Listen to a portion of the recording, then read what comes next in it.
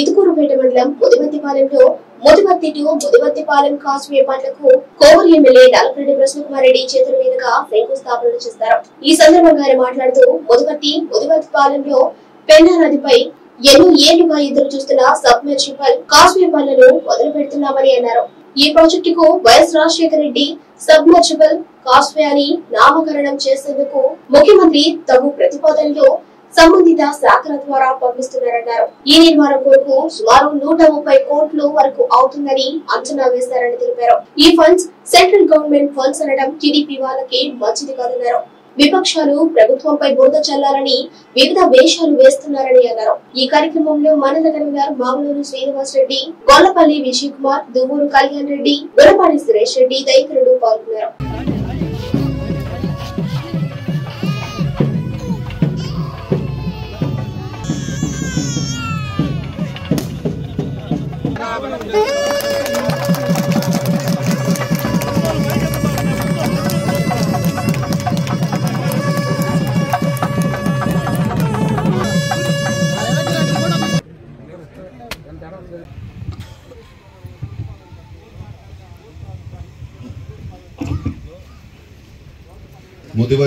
ముదివత్తిపాలెం దగ్గర పెన్నా నదిపై ఎన్నో ఏళ్లగా ఎదురు చూస్తున్న సబ్మర్సిబుల్ కాస్వే పనులు మొదలు పెడుతున్నాం. ఫేజ్ 1 కింద 93,32,00,000 జగన్మోహన్ రెడ్డి గారు శాంక్షన్ చేయించడం జరిగింది. దాదాపు 1050 మీటర్లు నిర్మాణం జరుగుతోంది. అదేవిధంగా మిగిలిన 360 మీటర్ల అప్రోచ్ రోడ్లు, ఫ్లడ్ బ్యాంక్ నిర్మాణం చేపట్టాల్సి ఉంది.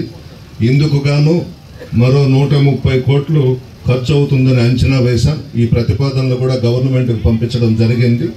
ఫేజ్ 2 కింద త్వరలోనే వీటికి కూడా అనుమతులు తెప్పించి మొత్తం కూడా పూర్తి చేస్తాం. ఈ నిర్మాణ క్రమంలో దాదాపు 1400 స్టీల్ జడ్ షీట్ ఫైల్స్ ఒక్కొక్కటి 12 మీటర్స్ లోతులో డౌన్ స్ట్రీమ్ సైట్ మరియు 6.5 మీటర్స్ లోతులో అప్ స్ట్రీమ్ సైడ్ లో ఏర్పాటు చేయాలి. వీటిని రాయచూరు నుంచి తెప్పించే ఏర్పాట్లు కూడా చేస్తా ఉన్నాం.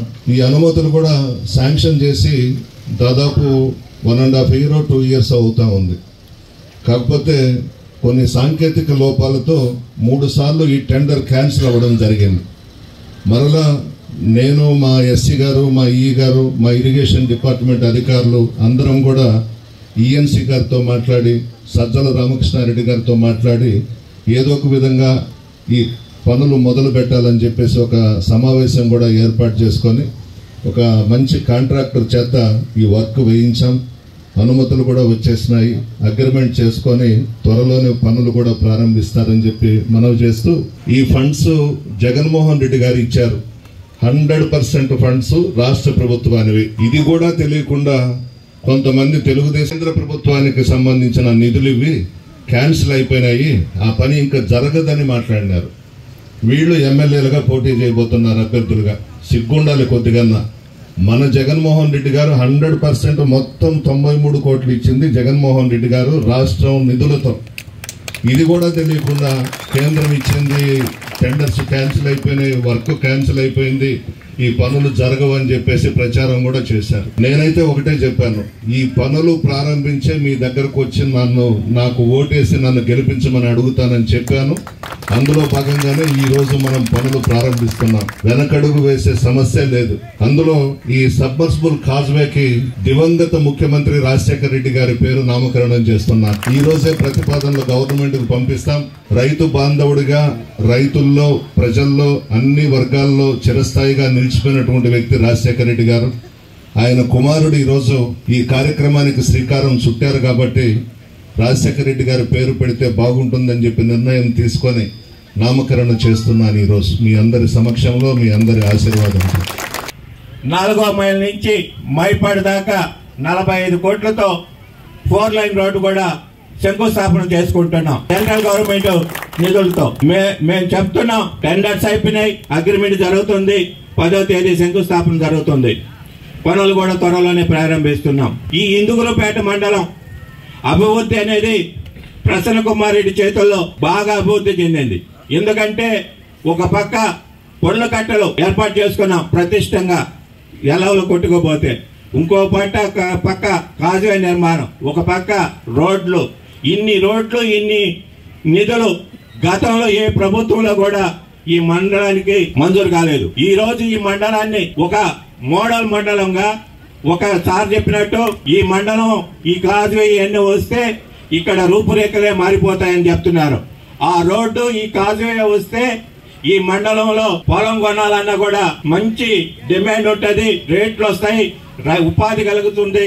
కనుక ఈ విమర్శలు మానుకొని అభివృద్ధి చేశాం కాబట్టి మేము ఇలా ఎలక్షన్ లో కూడా ఓట్లు అడిగే హక్కు మాకుంది.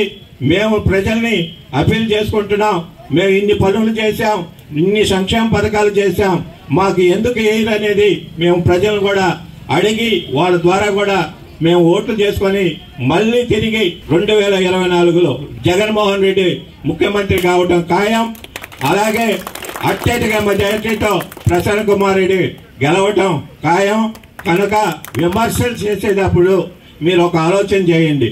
ఎందుకంటే ఎవరో చెప్తే ఇని చెప్పటం కాదు, అభివృద్ధి చేశాము, ఏం జరిగింది ఈ మండలం అనేది చూసుకొని విమర్శలు చేయండి. మేమైతే మంచి విమర్శలు అయితే కూడా స్వీకరిస్తాం, ఇంకా మీ సలహా సూచనలు కూడా తీసుకుంటాం. కనుక పిల్లోడివి ఎటువంటి విమర్శలు చేయక అవగాహన లేకుండా అవగాహన చేసుకొని విమర్శలు చేయాలని కోరుకుంటున్నా.